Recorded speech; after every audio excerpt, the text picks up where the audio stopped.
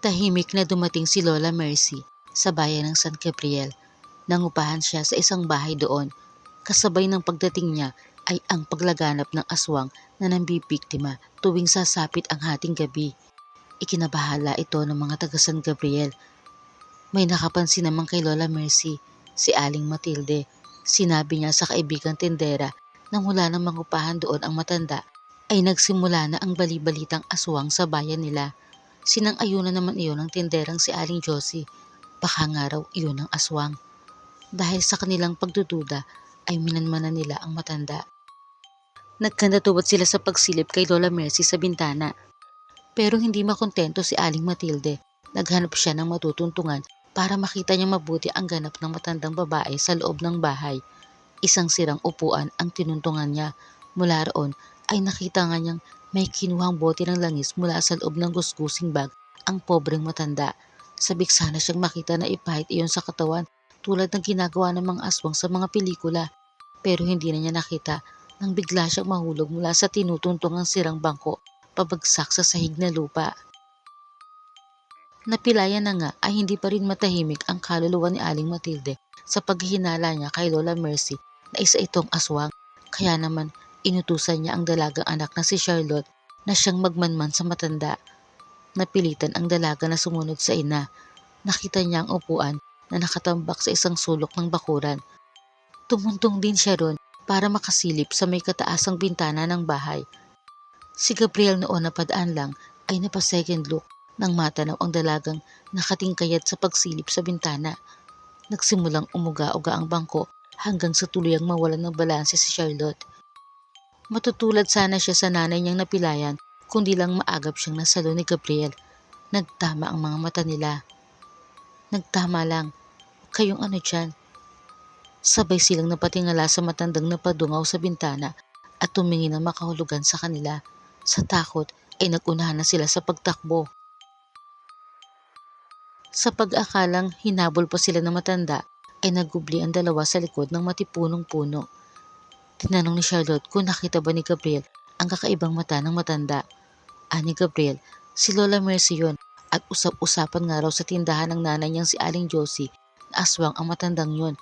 Dahil doon ay nagkasundo ang dalawa na sila na nga ang magpatuloy ng naudlot na pagmamanman ng mga magulang nila sa pinaghihinalaang aswang. Sinundan-sundan nila si Lola Mercy kahit saan ito magpunta. Ang ending ay napagod lang sila. Kakatwa raw ang kakaibang lakas ng matanda. Tila walang kapaguran sa paglalakad. Tinaig pa silang nasa kabataan pa. Wala naman daw itong pinupuntahan kundi paro at parito lang sa gubat. Lumakas tuloy ang kutob nila na naghahanap lang ito ng mabibiktima. Lingid sa kanila ay batid ni Lola Mercy ang pagsunod-sunod nila sa kanya. Pero hinahayaan lang ng matanda dahil mas importante sa kanya na mahanap ang nawawala niyang apo. Malakas ang kutob niya na nandoon lamang ito sa San Gabriel. Habang patuloy si Lola Mercy sa paghahanap sa nawawala niyang apo, ay patuloy din ang pampibiktima ng aswang.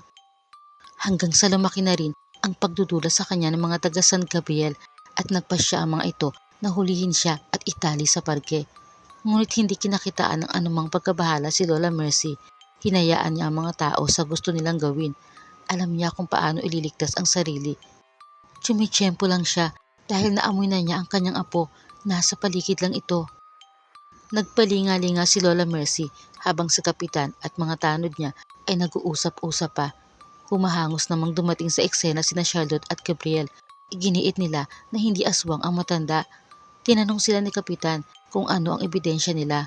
Kinuha ni Charlotte ang cellphone niya ng aktong ipapakita na niya ang video ay bigla naman siyang nalobat. Nadismaya ang mga tao. Hiniram niya ang cellphone ni Gabriel dahil naipasa naman niya rito ang video. Mabuti na lang at na-save ng binata.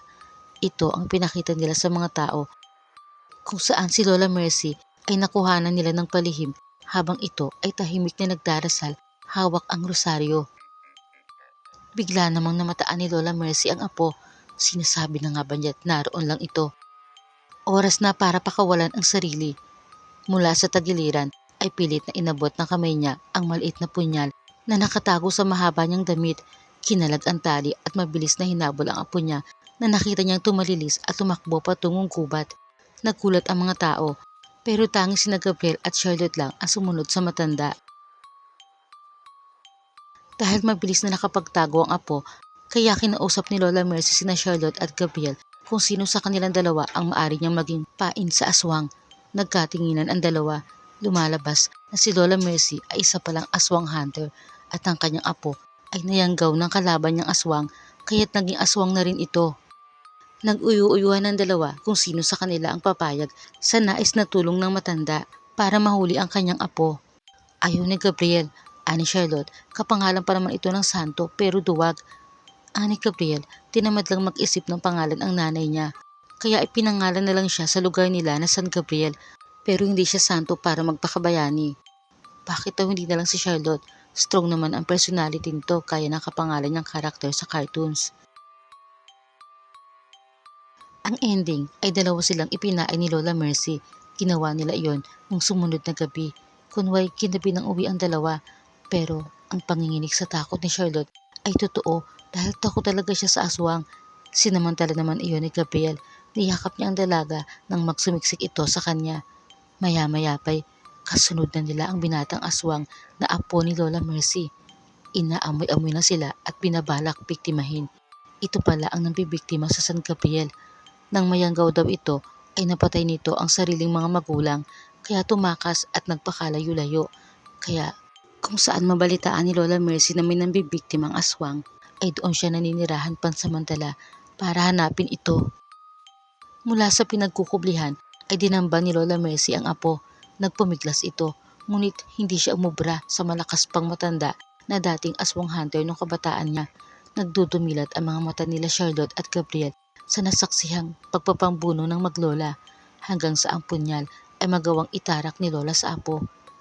Bago malagutan ng hininga ay humingi ng tawad at nagpasalamat ang binata sa kanyang lola dahil tinapos na nito ang paghihirap niya. Umiiyak namang sinabi ni Lola Mercy na mahal niya ito ngunit kailangan na nitong magpahinga sa kabilang buhay kasama ng mga magulang dahil ang pagiging aswang nito ay wala ng lunas.